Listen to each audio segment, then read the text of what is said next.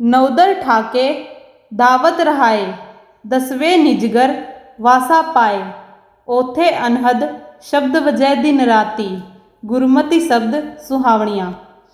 गुरु अमरदास जी समझाते हैं, यानी जब हम अपने शरीर के 9 द्वारों में से ख्याल निकालकर आँखों के पीछे एकाग्र करते हैं तो हम अपने असली घर के दरवाजे पर आ जाते हैं। हमारा असली घर सचखंड है, जहाँ परमात्मा का निवास है। उसका दरवाज़ा आँखों के पीछे तीसरा तिल है। उस दरवाजे की निशानी यह है कि उस जगह अनहद शब्द दिन रात धुनकारे दे रहा है। जब तक उस घर के दरवाजे पर ख्याल को इकट्ठा करके शब्द को नहीं पकड़ते, तब तक हमारा मुक्ति प्राप्त करने का सवाल ही पैदा नहीं होता। हजरत ईशा भी इसी ओर इशारा करते हुए कहते हैं, मांगो तो तुम्हें दिया जाएगा, ढूंढो तो तुम पाओगे, खटखटाओ तो तुम्हारे लिए खोला जाएगा। अगर हम अपने घर के अंदर जाना है तो सबसे पहले घर के दरवाजे की तलाश करनी पड़ती है। निजगर का वह दरवाज़ा आँखों के पीछे तीसरी आँख, एक आँख या तीसरा तिल है। उसी को खोलने के लिए हम उसको खटखटाते हैं, यानी बार बार सिमरन और ध्यान के द्वारा अपने फैले हुए ख्याल को आँखों के पीछे इकट्ठा करते हैं। जब बार बार खटखटाने से यानी सिमरन और ध्यान से हमारा ख्याल इकट्ठा हो जाता है, तब उस घर का दरवाज़ा खुल जाता है। फिर हमें घर जाने का रास्ता मिलता है। जब हम अपने ख्याल को वहाँ जाकर शब्द के साथ जोड़ते हैं तो शब्द का मार्ग खुल जाता है। उसके द्वारा हम वापस जाकर परमात्मा से मिलाप कर सकते हैं।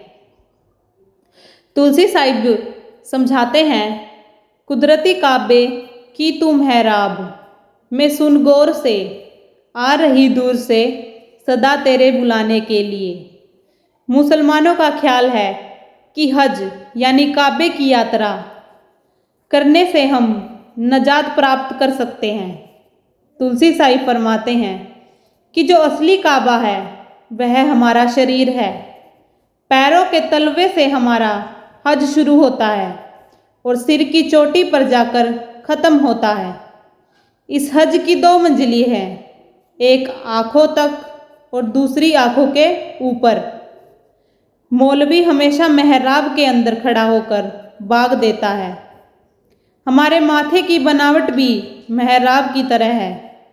जो मालिक की दरगाह की तरफ से कुदरती कलमा आ रहा है, वह इस मेहराब यानी माथे के अंदर आ रहा है।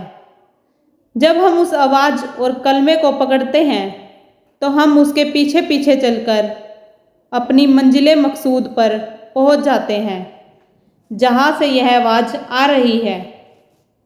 गुरु अमरदास जी फरमाते हैं, इस काया अंदर वसत असंखा, गुरमुख साच मिलेता वेखा, 9 दरवाजे 10वें मुक्ता, अनहद शब्द बजावणियाँ।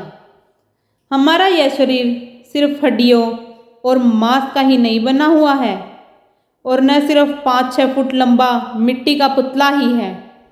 परमात्मा ने इसके अंदर बेशुमार खजाने ही नहीं रखे हुए हैं, बल्कि वह परमात्मा खुद भी इसके अंदर बैठा हुआ है। जब तक कोई सच्चा गुरमुख नहीं मिलता, तब तक हम शरीर में उस परमात्मा को देखने और अंदर खोज करने के तरीके का पता नहीं लगा सकते। आप समझाते हैं कि शरीर के 2 हिस्से हैं, एक आँखों के नीचे और दूसरा आँखों के ऊपर।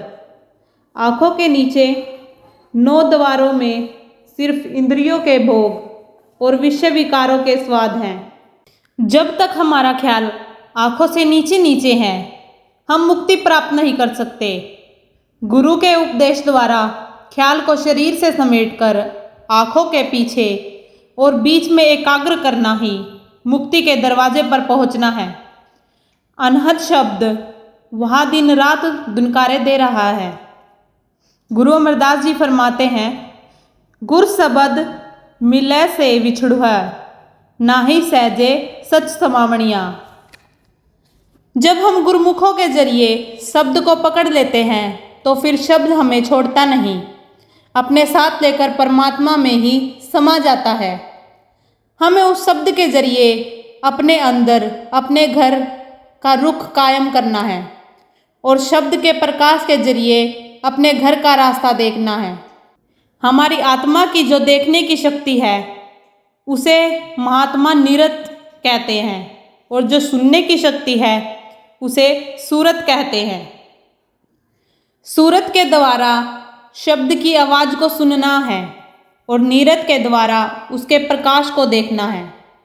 मिसाल के तौर पर अगर हम अपने घर से शाम को सैर करते हैं, कहीं दूर निकल जाते हैं, रात का अंधेरा सिर पर छा जाता है, हाथ को हाथ नहीं सूझता, अपने घर के रास्ते का कुछ पता नहीं चलता और न घर में रुख का ही कुछ अंदाजा रहता है, तब हम वापस अपने घर पर पहुंचने के लिए उस अंधेरे से चुपचाप खड़े होकर बड़े गौर से किसी न किसी आवाज़ को सुनने की कोशिश करते हैं जो हमारे घर की तरफ से आ रही हो। किसी रेडियो की आवाज़ हो या कुत्ता भौंकने की या ऐसे ही कोई और आवाज़ आती हुई सुनाई दे तो हम उस आवाज़ को सुनकर अपने घर का रुख कायम कर लेते हैं कि हमारा घर आगे की तरफ है या पीछे की तरफ, दाईं तरफ है या बाईं तरफ। रुख का पता चल जाता है।